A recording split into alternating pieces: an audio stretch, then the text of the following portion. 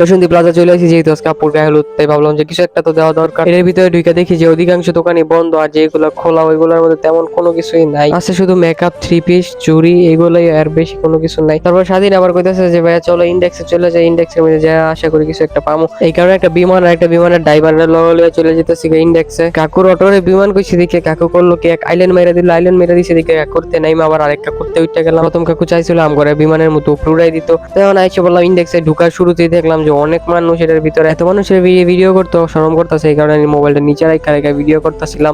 এটার ভিতরেও শুধু জামা কাপড় আর ব্যাগ ট্যাগ আছে, কিন্তু যাই আছে সব আমগো বাজেটের বাইরে। দূরের থেকে দেখে কয়েকটা ব্যাগও পছন্দ ছিল, কিন্তু এগুলোর দাম অনেক বেশি। এখন ভাবতেছি যে কি কিনবো, অনেকক্ষণে খুঁজতেছি, কিছু পাইতেছি না, আর যাই পাইতেছি সব আমগো বাজেটের বাইরে। সবশেষে বুঝতে পারলাম যে এটা থেকে কিছু কিনে দেওয়ার মতো সামর্থ্য আমগো নাই এখন।